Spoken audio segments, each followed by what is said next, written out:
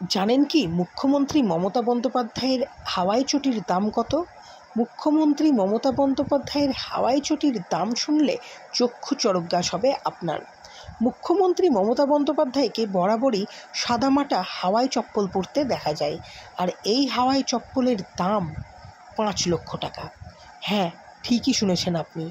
মুখ্যমন্ত্রী মমতা বন্দ্যোপাধ্যায় যে হাওয়াই চপ্পল পরে, সেই হাওয়াই চপ্পলের দাম ৫ লক্ষ টাকা। আপনি কি ভাবছিলেন মুখ্যমন্ত্রী মমতা বন্দ্যোপাধ্যায় ৩০-৪০ টাকা কিংবা ১৫০-২০০ টাকা হাওয়াই চটি পরে ঘুরে বেড়ান? না, তা নয়। মুখ্যমন্ত্রী মমতা বন্দ্যোপাধ্যায়ের পায়ে সবসময় ৫ লক্ষ টাকা দামের হাওয়াই চটি থাকে। দাদা, আপনি হয়তো বলবেন, আমি এ সমস্ত কথা কেন বলছি, কোথা থেকেই বা জানলাম? মুখ্যমন্ত্রী মমতা বন্দ্যোপাধ্যায়ের হাওয়াই চটির দাম ৫ লক্ষ টাকা কিনা আমার জানা নেই, তবে মুখ্যমন্ত্রী মমতা বন্দ্যোপাধ্যায়ের হাওয়াই চটি কেনবার জন্য দিল্লি গ্রুপের দেবভাই ৫ লক্ষ টাকা ঘোষণা করেছেন।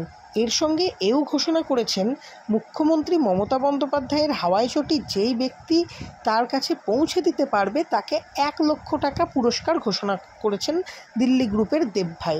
দিল্লি গ্রুপের দেবভাইয়ের বক্তব্য, মুখ্যমন্ত্রী মমতা বন্দ্যোপাধ্যায়কে তিনি মা হিসাবে দেখেন, আর সেই মুখ্যমন্ত্রী মমতা বন্দ্যোপাধ্যায়ের হাওয়াই চটি ৫ লক্ষ টাকা দিয়ে কিনে তার বাড়িতে সাজিয়ে রাখবেন সযত্নে, এবং যেই ব্যক্তি তাকে ওই হাওয়াই চটির ব্যবস্থা করে দিতে পারবে তাকে ১ লক্ষ টাকা আর্থিক অনুদান করবেন তিনি।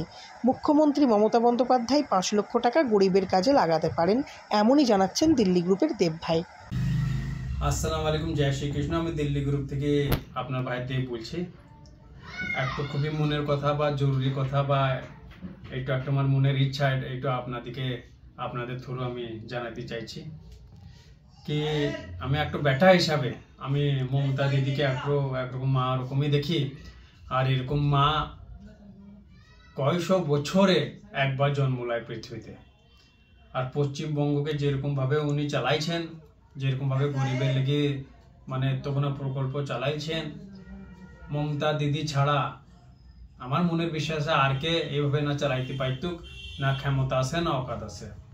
তাই তুমি ভালোবাসা হিসাবে একটা ব্যাটা হিসাবে নিজের মাকে সম্মান দেবার লেগে লোকদের সামনে কি আমি একটা বলে না ভালোবাসা দেখাবার একটা আমার ঢং কি আমি নিজের মায়ের পড়া চপ্পলটা, হাওয়াই চপ্পল যে পড়ে উনি, ওই চপ্পলটা আমি ৫ লাখ টাকায় কিনতে চাইছি কি নিজের খালি ভালোবাসাটা দেখাবার লেগে। আর ওই চপ্পলটা কিনে আমি নিজের অফিসে বা বাড়িতে বা নিজের ফ্যাক্টরিতে যে কোনো একটা জায়গাতে সাজিয়ে ফ্রেম করে রাখতে চাইছি।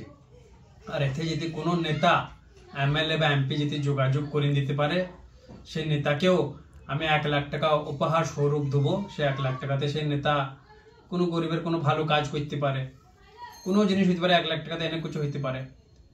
আর আমি এটাও জানি কি ৫ লাখ টাকা যেতে অবসর পায়, আমার নসিব যদি ভালো থাকে, এই কথা যদি মমতা দিদির কাছে পৌঁছায়, তো আমি জানি ৫ লাখ টাকা উনি তো রাখবেন না, ওইটাও গরিবকে দিয়ে দিবেন।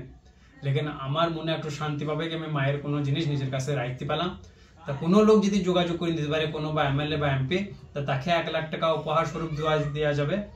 কে যদি আমার মমতা দিদির সাথে দেখা করেন, ওনার পায়ের চপ্পল খুলি লিয়াতে, আমি চাইছি নিজের হাতে থেকে ওনার পায়ের চপ্পল একটা খুলি লুবো, আর একটা চপ্পল ওনার লেগে আমি একটু নিয়ে যাবো, যেটা ওনাকে পড়িন দেবো।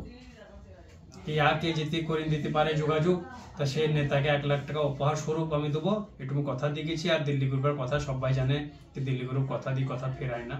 আমরা ৮-১০ বছর থেকে গরিব মানুষের সেবাতে লেগে আসি। আর আমি কোনো রকম চাঁদা নিই না, যেটুকু করি নিজের পকেটে করি, কোনো রকম চাঁদা নিই না। অসুখ বিসুখ, ঠান্ডা গরম, কাপড় কম্বল, ওষুধ পানি, বিয়েতে পয়সা দিয়া, মরাতে পয়সা দেওয়া, চাই হিন্দু হোক চাই মুসলমান, সব রকম আমরা পরিচয় যায়। চাই স্কুলে কম্পিউটার দেওয়া, চাই ছাত্রদিকে পড়ালেখার পয়সা দিয়ে, একটু সব রকম আমরা করি চলে গেছি ৮-১০ বছর থেকে। তাই কেউ যদি করে দিতে পারে তাদের আমি খুবই ধন্যবাদ দেবো।